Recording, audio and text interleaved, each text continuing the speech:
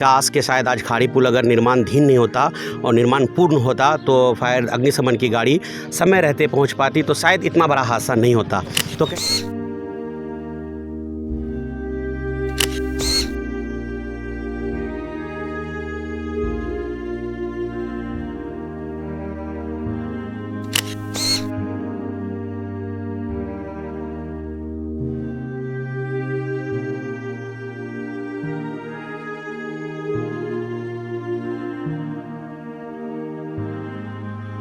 लोगों का जो हेल्पिंग हैंड्स का हमेशा नेचर रहा है, लोगों का मदद करने का, इंसानियत को निभाने का जो हम लोग शुरू से करते आ रहे हैं, उसी के तहत हम लोगों ने अपने पूरे टीम के साथ में बैठ करके हम लोगों ने प्लान किया।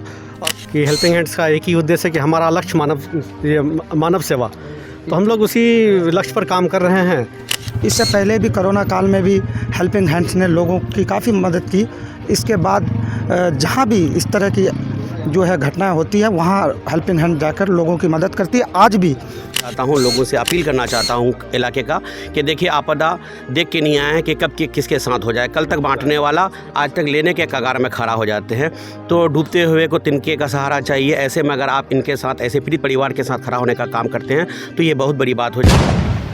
नमस्कार, आप देख रहे हैं न्यूज़ नियंत्रण। अभी हम मौजूद है खाड़ी बासोल के वही घटनास्थल जहाँ की अग्निकांड से सैकड़ों परिवार का घर जल करके राख हो गई है। तो बायसी के जो हेल्पिंग हैंड्स का जो टीम है, तमाम लोग यहाँ मौजूद हैं और इन लोग इच्छा भाव से मदद करने के लिए पहुँचे थे। आखिरकार किस प्रकार का मदद करना चाहेंगे, क्या ज़रूरत है, क्या कुछ देखे यहाँ का हालात, सारी चीज़ों को लेकर के बात करेंगे। हमारे साथ तमाम वो लोग यहाँ मौजूद हैं। नाम एक बारी से हम पूछते जाएंगे और बात भी सवाल भी रखेंगे। सबसे पहले मिथिलेश जी ये बताइए, अभी आपके जो टीम यहाँ आए हैं, क्या देखे, क्या ज़रूरत है लोगों में, इस विषय में क्या कहना चाहेंगे आप?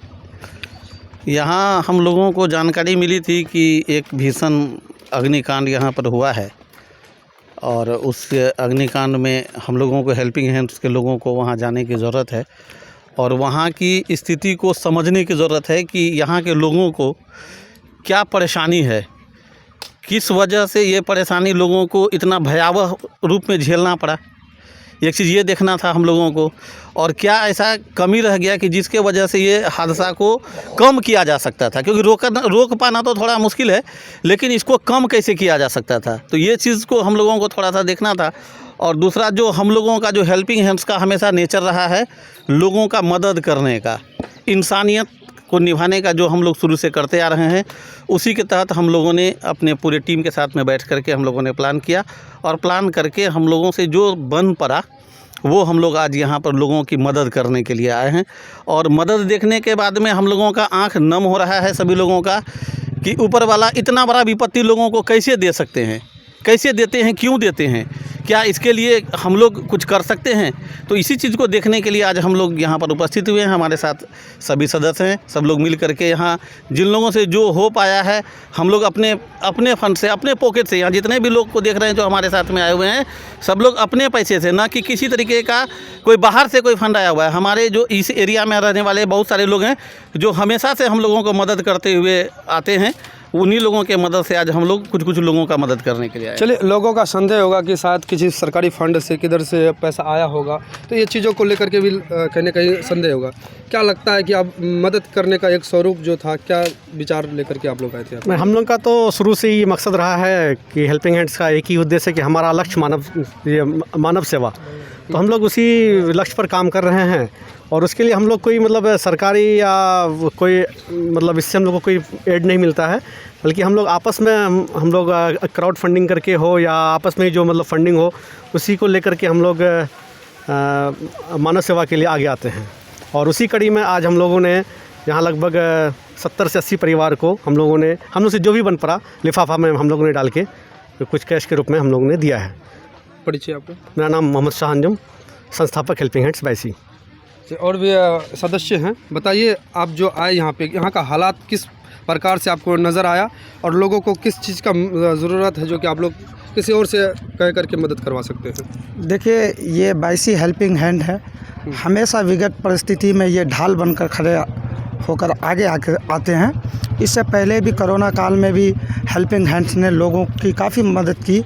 इसके बाद जहाँ भी इस तरह की जो है घटनाएं होती है वहाँ हेल्पिंग हैंड जाकर लोगों की मदद करती है। आज भी पूरी टीम हेल्पिंग हैंड बाईसी की टीम यहाँ पर पहुँच के लोगों को जहाँ तक बन पड़ा लोगों की मदद के लिए आगे बढ़ है। आपका परिचय?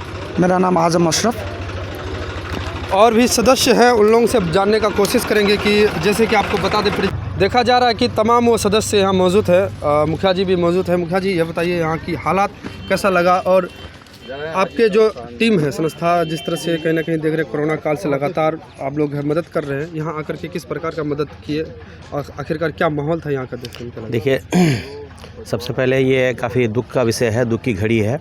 ऐसे में अमोर प्रखंड अंतर्गत खाड़ी बासोल जो अग्निकांड हुआ से 3 दिन पहले, इन लोगों के साथ में सबसे पहले तो मैं शोक व्यक्त करता हूँ और काफ़ी दुखी हूँ और पूरी टीम दुखी है।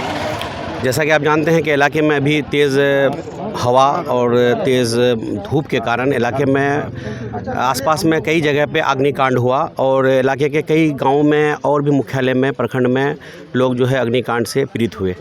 उसी कड़ी में सबसे बड़ा जो विकराल रूप में आग लगी थी वो था अमोर प्रखंड के खाड़ी बासोल गाँव। यहाँ पर हेल्पिंग हैंड्स को सबसे पहले मैं आपके चैनल के माध्यम से एक चीज़ बताना चाहता हूँ कि हेल्पिंग हैंड्स जो है बाईसी में जो टीम देख रहे हैं आप, ये हेल्पिंग हैंड्स लोगों का जो है मानवता के खातिर एक समूह बनाया गया है, जिसमें किसी तरह का कोई सरकारी या किसी एनजीओ वगैरह ऐसा कहीं कोई फंडिंग नहीं होता है। लोग अपना मानवता के खातिर अपने अपने पॉकेट से जो भी हो पाता है बन पाता है निजी कोष से पैसा इकट्ठा करते हैं और आपदा के समय में और लोगों के दुख के घड़ी में साथ खड़ा होने का काम करते हैं। जैसा कि कोरोना काल में भी हेल्पिंग हैंड्स का काफ़ी योगदान रहा था और हेल्पिंग हैंड्स में मेन चीज़ मुख्य है, उसमें हम भी इन लोगों से जुड़े हुए हैं। हेल्पिंग हैंड्स में एक बहुत बड़ी उपलब्धि और है कि यहाँ पे जो है इस संस्था में कैंप लगा करके आप देखे होंगे कि सबसे पहली दफ़ा मेरे ख्याल से शायद 88 या कुछ यूनिट ब्लड जमा किया गया था, फिर 100 यूनिट के आसपास जमा हुआ, ताकि लोग इलाके में जो पीड़ित लोग हैं, बीमार लोग हैं, जहां जिसको ज़रूरत पड़ती है वो खून दिया जाता है, बिल्कुल निस्वार्थ भाव से और बिल्कुल बगैर इसके किसी इसके। तो ऐसे में हेल्पिंग हैंड्स का ये काम है, काफ़ी योगदान है और हम सराहना करते हैं और लोगों से भी अपील करते हैं कि ऐसे संस्था का अब जिसके अंदर भी, चूँकि हमारे इलाके में एक चीज़ बहुत खुशी हो रही है, खुश हैं इस चीज़ के कि हमारे इलाके में लोगों के अंदर मानवता और इंसानियत आज भी ज़िंदा है। अगर नहीं होता तो ऐसे दुख के घड़ी में लोग कोसों दूर आकर के बगैर बुलाए हुए ऐसे टाइम में खड़ा होने का काम नहीं करते। और जैसा कि हम लोग आए थे, पूरी टीम आई थी, तो जो भी बन पाया हेल्पिंग हैंड्स में लोगों ने अपने ही बीच में निजी कोष से पैसा को जो है चंदा इकट्ठा कर करके कुछ आर्थिक मदद लिफाफे में पैक करके यहाँ पे लोगों को दिया गया। और भी लोग आए थे, लोग भी मदद करके गए हैं। और लोगों से आपके चैनल से मैं एक आह्वान करना चाहता हूँ, लोगों से अपील करना चाहता हूँ इलाके का, कि देखिए आपदा देख के नहीं आए हैं कि कब किसके साथ हो जाए। कल तक बांटने वाला आज तक लेने के कगार में खड़ा हो जाते हैं। तो डूबते हुए को तिनके का सहारा चाहिए। ऐसे में अगर आप इनके साथ, ऐसे पीड़ित परिवार के साथ खड़ा होने का काम करते हैं तो ये बहुत बड़ी बात हो जाएगी और बहुत बड़ा मदद होगा। एक समस्या है कि आप लोग जिस तरह से यहाँ आए, यहाँ का स्थिति देख करके लगा कि प्रशासन की तरफ से कितना सहयोग आया था, अगर किन चीज़ों का सहयोग यहाँ रहता जो इस तरह की घटना ना हो पाती? देखिए, सबसे पहली बात है कि सबसे पहली है कि इलाके में जो आप देख रहे हैं ये सुदूर क्षेत्र में जैसे अब भी आए, हम लोग भी आए, रास्ता काफ़ी भव्य है, काफ़ी ख़राब है। नदियों के जाल में, दो नदियों के जाल में ये इलाका बसा हुआ है। और आप देख रहे हैं कि एक लंबा सा पुल है खाड़ी, जिसमें हम लोग भी जब आग लगी थी तो बहुत लोगों ने भी एक ट्रेंड चलाया था फेसबुक में, सोशल मीडिया में, कि काश के शायद आज खाड़ी पुल अगर निर्माणधीन नहीं होता और निर्माण पूर्ण होता तो फायर अग्निशमन की गाड़ी समय रहते पहुंच पाती, तो शायद इतना बड़ा हादसा नहीं होता। तो कहीं ना कहीं ये उदासीनता कहिए, लापरवाही कहिए कि आज तक ये काम निर्माणधीन है। ऐसे में सरकार को और जो वरीय जनप्रतिनिधि है उन लोगों को संज्ञान में लेते हुए ज़्यादा से ज़्यादा जितनी जल्दी हो त्वरित तौर पर यह काम को पूरा करना चाहिए, ताकि इलाके में लोगों को सुविधा मिल पाए। आपको बता दें, अभी हम मौजूद थे खाड़ी बासोल के उसी घटनास्थल में। यहाँ बाईसी हेल्पिंग हैंड्स के तमाम वो सदस्य आए और निजी कोष से जो हुआ मदद करने का कोशिश की, लेकिन यहाँ देखा जाए जिस प्रकार से घटनास्थल में स्थिति है, स्थिति को देख करके सबसे बड़ी सवाल उठता कि खाड़ी पुल कई बार वोट बैंक का एक जरिया बन गया, लेकिन कभी यहाँ उस वोट बैंक के चलते भी विकास नहीं हो पाया। आप लोगों का क्या प्रतिक्रिया रहेगा कि खाड़ी पुल को लेकर के जिस तरह की बासोल का घटना सामने आया है और कहीं घटना ना हो, तो इस विषय में क्या कुछ कहना चाहेंगे? अगर आप भी चाहते हैं हेल्पिंग हैंड से जुड़ने के लिए तो डिस्प्ले में जो दिया गया कॉन्टैक्ट नंबर है वहाँ जा करके संपर्क कर सकते हैं और वैसी हेल्पिंग हैंड से जुड़ करके लोगों का मदद करने का एक जरिया बन सकते हैं। तब तक के लिए धन्यवाद। आप देख रहे थे न्यूज़ नियंत्रण। जय हिंद।